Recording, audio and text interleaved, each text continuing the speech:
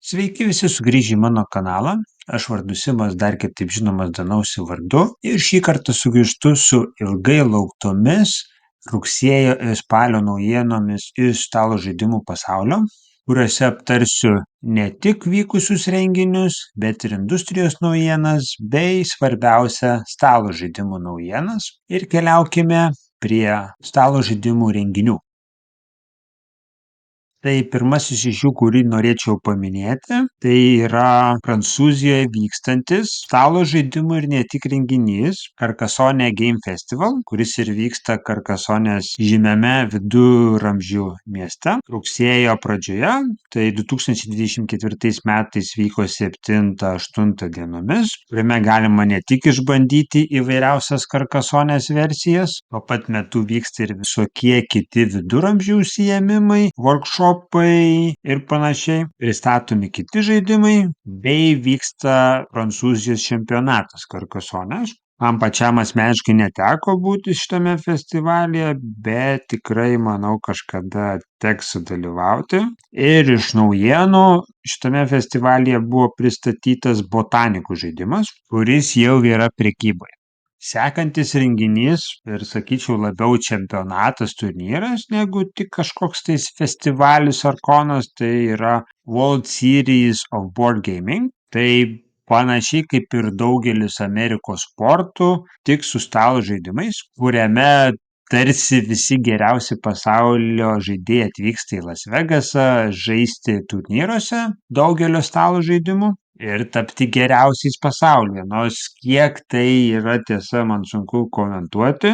Šis renginys pristato didžiulius prizus, net iki $25,000 galima laimėti. Vyko tokie turnyrai kaip Wingspano, Great Western Trailo, Ticket to Ride, Heat Pedal to the Metal, Ark Novos, Brass Birminghamo, Lost Ruins of Arnak, Kra žaidimo, Earth, Dune Imperiumo, Acquire, Azul, Terraforming Mars, The Castles of Burgundy, Cascadia, Splendor ir daug kitų.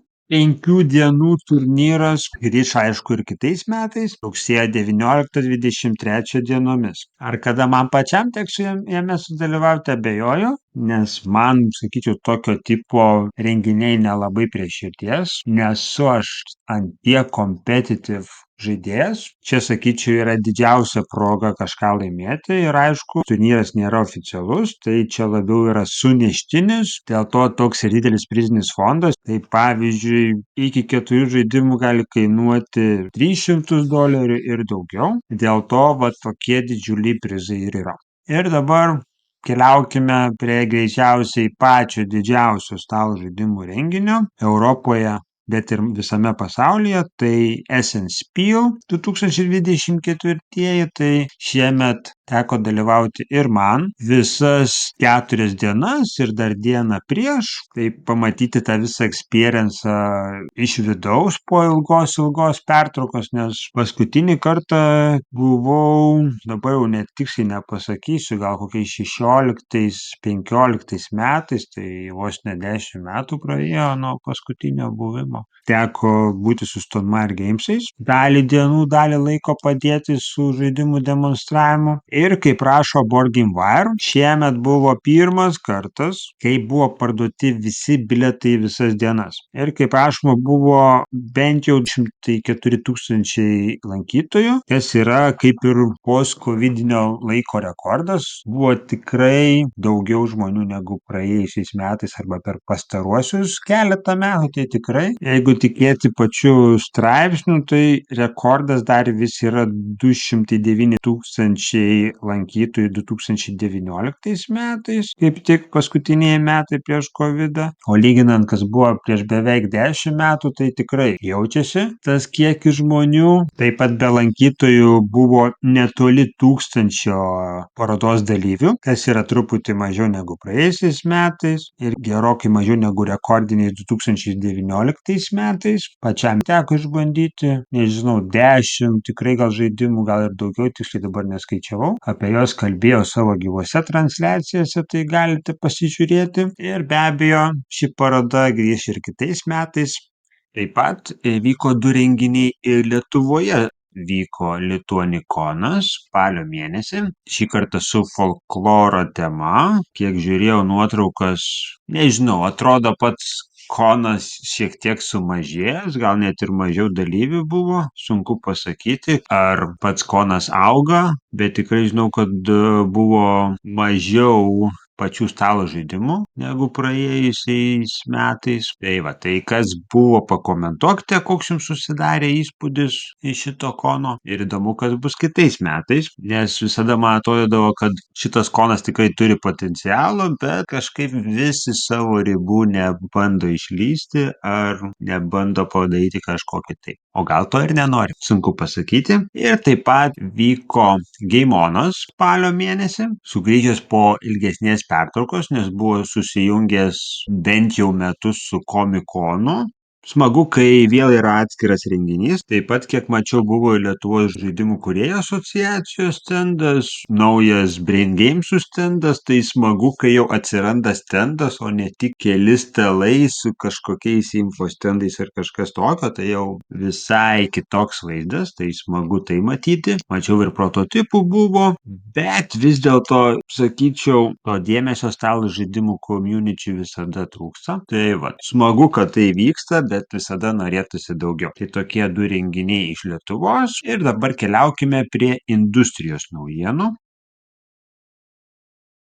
Šį kartą norėčiau pakalbėti apie 3 industrijos naujienas ir pirmoji iš jų yra tai, kad visai nesenai įkurta stalo žaidimų dizainerių asociacija pradėjo skatinti daugelį žymių platintojų, kaip pavyzdžiui viena iš žymiausių knygų parduotuvių Amerikoje Barnes & Noble, pridėti ne tik žaidimo pavadinimą į paiešką, bet ir dizainerio vardą, vardus į paieškas, tokiu būdu kaip ir kitose industrijose, pavyzdžiui, muzikos, knygų ir panašiai, autorius, kūrėjas yra iškeliamas aukščiau pavadinimo, tokiu būdu skatinant ir ieškoti kitų to paties autoriaus kūrėjo žaidimų produktų, bei prisidėti prie to, kad ne tik pats žaidimo pavadinimas gali skatinti ir kelti pardavimus, bet ir didina vertę bendrai pačio kūrėjo stalo žaidimų industrijoje. Tai, manau, labai svarbus ir sveikintinas žingsnis šitos asociacijos ir tikiuosi, kad ir kitos parduotuvės, kiti didieji platintojai pasiryš įgyvendinti šį sprendimą ir sudarys galimybę būtent dizainerius, kūrėjus ir tikiuosi ateityje ir pačius iliustratorius, artistus būti rodomus prie žaidimo aiškiai, matomai ir aišku, kad būtų galima pagal juos ir atlikti paiešką. Ir manau, tai yra naudinga ir mums, stalo žaidimų mėgėjams, nes jau tikrai žinau ne vieną ir pats esu vienas iš jų, kurie domisi labiau ne pačios kompanijos žaidimais, bet konkretaus dizainerio ar dizainerės žaidimais, kas dažniausiai paskatina nusipirkti ir kitus to dizainerio žaidimus ir domėtis jo naujausiais kūriniais. Tai trumpai tiek, galėsite detaliau paskaityti Board Game Wire puslapyje. Toliau sekanti naujiena, apie kurią norėčiau trumpai pakalbėti, tai kas negirdėjo, kaip tik prieš pat eseną buvo finalizuotas dylas tarp Funforge ir Stonemaier Gamesų, kuriame Stonemaier Gamesai įsigijo visą Tokaido seriją iš Funforge kompanijos ir kaip tik Board Game Wire'as padarė labai įdomų interviu su pačiu CEO Funforge'u apie tai, kodėl būtent tas pardavimas įvyko, kodėl jis buvo būtinas ir panašiai. Tai tikrai įdomus straipsnis. Tai kartu šitą seriją atkeliauja tokie žaidimai kaip Tokaido ir Tokaido Duo, taip pat Naimidži. Visos teisės į juos, tai pagal tą temą, tą pasaulį bus galima kurti ir kitus žaidimus. Ir kiek girdėjau, Stonemaier Gamesai rimtai tai svarsto. Kol kas dabar kitų metų pirmoje pusėje pasirodys naujas Tokaido leidimas. Deliuksinio žaidimo neplanuoja perdaryti ar išleisti iš naujo. Ir taip pat bus naujas Tokaido Duo variantas, tai atsiras nauji solo režimai, taisyklės, tokie minimalūs pakeitimai, tai realiai, kas jau turi Tokaido serijos žaidimus, tai nieko papildomai pirkti nereikės. Aišku, jeigu norėsite naujų solo žaidimo taisyklių, jas bus galima įsigyti atskirai ateityje. Tai tokia yra viena, sakyčiau, iš didesnių industrijos naujienų šį laikotarpį iš rugsėjo ir spalio mėnesio. Ir kaip minėjau, tikrai rekomenduoju paskaityti šitą straipsnį iš Board Game Wire. Ir trečioji naujiena, apie kurią norėčiau pakalbėti, tai Metagot Publisheris stabdo savo didžiųjų žaidimų, kaip pavyzdžiui Kemetas, Inis ir panašiai leidimą ir naujų tokio tipo žaidimų kūrimą. Ir toliau orientuosis labiau į šeimos ir vaikų stalo žaidimus. Tokiu būdu šis prancūzų vienas iš didžiųjų stalo žaidimų publisherių siaurins savo kaip kategoriją, savo orientaciją į tam tikras grupės, tai kitos kompanijos perims tuos žaidimus, kaip jau anksčiau matėte su Cyclades serija, kurią perėmė kita kompanija, o kas perims Kemet, tai irgi jau paaiškėjo, tai yra Western Legends publisheris Colossal Games, kuris perims ne tik Kemetą, bet ir Inis ir Yucataną, ir taip pat Galactic Renaissance žaidimų serijas iš Metagotų. Ir Metagotas už tai gauna Papillon, Almost Innocent and Reload žaidimų serijas iš Colossal Games'ų. Tai realiai rimtesnius žaidimus matysite Colossal Games'uose, o visus paprastesnius orientuotus visai šeimai matysite Metagot studijoje. Tai tokios industrijos naujienos, o dabar keliaukime prie stalo žaidimų naujienų.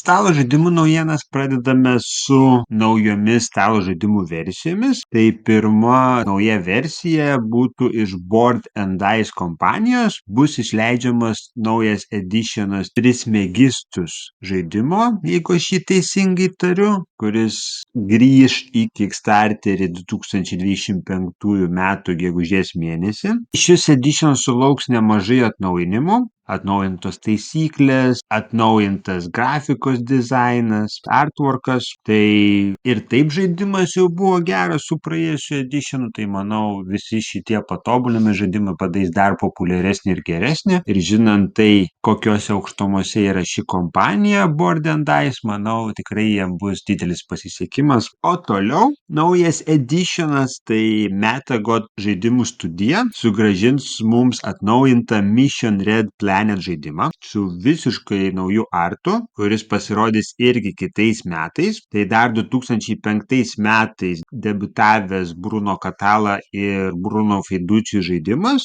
Tai tikrai laukiamas editionas, pats turiu originalą, patį pirmąjį editioną, kuris man atrodė gražiausias, tai dabar gal šis editionas pakeis mano nuomonę ir privers pasiimti naują. Bus matyti. Pereinant prie crowdfundingo naujienų, labai didelį announcementą pristatė Orange Nebula publisheris, kuris turės savo naują GameFound kampaniją lapkričio 19 dieną. Tai yra žaidimas pristatytas GameFound Feste, kaip tik Vestige vadinasi. Toks inspiruotas žaidimas jų kosminės tematikos ir tęsiantis ją vis labiau. Labai daug inspiracijos paimta iš Vindication serijos, ką tikrai matysite iš bordo ir panašiai. Tai tikrai laukiama kampanija ir turėtų būti tikrai geras žaidimas. O jeigu dar jums ir sci-fi patinka, tai čia jau tikrai must have'as. O toliau taip pat esene mačiau naujausius Queen Games'ų žaidimus iš City Collection'o, kurie jau turėjo savo Kickstarter kampaniją. Mane tikrai nustebinę savo laiku, tai gal net spės padaryti daugiau negu 2 žaidimus per metus, kaip būdavo iki šiol. Bet kitų metų pirmoje pusėje mus pasieks Chichen Itza ir Valencija žaidimai, kas būtų 9 ir 10 City Collection žaidimas. Tai Chichen Itza yra visiškai naujas Feldo žaidimas su teritorijų kontrolė ir asimetrija. Labai įdomus, visiškai sakyčiau netikėtas ir nematytas žaidimas iš Stefan Feldo viso iki tol kurto jo žaidimų portfelio. O Valencija yra Strasbūro atnaujinta versija su nauju player modu, kiek suprantu, atnaujintomis taisyklėmis ir dar kitais pakeitimais. Tai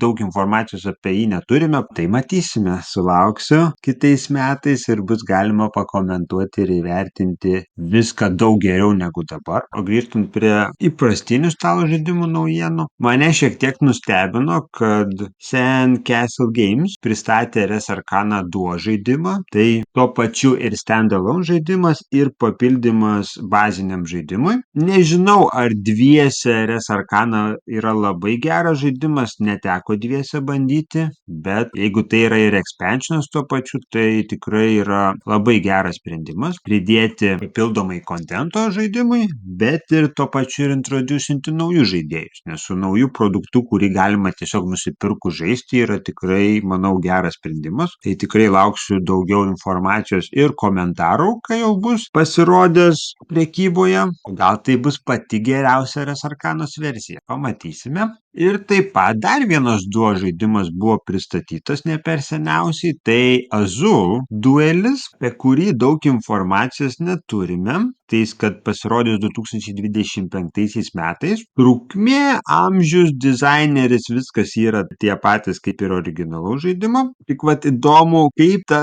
konkurencija vyksta tarp žaidėjų. Gal bus daugiau strategijos elementų, daugiau tos kovos. Tai tikrai seksiu informaciją ir gal irgi tai bus vienas iš tokių duelių, kuris bus net geresnis negu originalas, ypač žaidžiant dviese. Dar viena naujiena iš Esino, tai buvo pristatytas ir parodytas naujas Lost Ruins of Arnak produktas. Nors kai Board Game Geekas rašo, tai yra tik storage boxas, bet kiek aš mačiau ir girdėjau iš pačių dizainerių, nes teko paklausyti, kaip jie pristatė šį produktą, tai yra tuo pačiu ir expansionas, ne tik storage boxas, kuriame tilps visas žaidimas, pirmieji du jo papildymai, bus naujas bordas, nauji komponentai, naujos kortelės taip pat ir insertas, tiksliai nežinau koks, bet kiek suprantu bus kartoninis, ne plastikinis, kur bus galima patogiai susidėti visus komponentus, tai pagreitinti setupą ir naudoti tuo pačiu pačią dėžę. Tikrai laukiamas produktas. Visiems Lost Ruins of Arnak fanams, tikiuosi Board Game Geekas pasitaisys savo straipsnį. Taip pat netikėta naujiena buvo iš Space Cowboyų studijos, kuri leidžia mums gerai žinomą Splendor žaidimą. Tai jie pristatė naują, bet iš tikrųjų ne naują expansioną Splendor žaidimui The Silk Road. Tai yra dalis buvusio expansiono, kuris turi 4 modulius, o 2 iš jų bus perleisti šituo expansiono pavidalu. Tai tikrai įdomus sprendimas, tai tokia naujiena. O dabar dvi didžiulės naujienos iš 2 kompanijų, kurios buvo pristatytos Esene. Tai viena iš jų yra Devir Studios, kuri pristatė savo žaidimus 2025 metams. Tai pirmasis iš jų yra Worker Placement žaidimas su Angel Builderiu Transgalactica iš Daniel Tassini. Tai tikrai įdomus žaidimas. Daug informacijos neturime, bet vien iš viršelio galima pasakyti, kad tikrai intriguoja bent jau mane asmeniškai. Taip pat dar viena naujiena pristatyta yra Ace of Spades žaidimas, kooperatyvinis žaidimas vienam, dviem žaidėjam, kur nukelia jūs į keistuosius vakarus su visokiom magijos, mistikos ir kitais elementais. Toks tikrai įdomus konceptas, viršelis taip pat, tai irgi labai intriguojantis žaidimas, taip pat turintis labai įdomų single player modą, kuo jis skiriasi nuo two player režimo. Tai tikrai lauksiu informacijos ir pats, kaip sakyt, premisas tikrai intriguoja. Taip pat buvo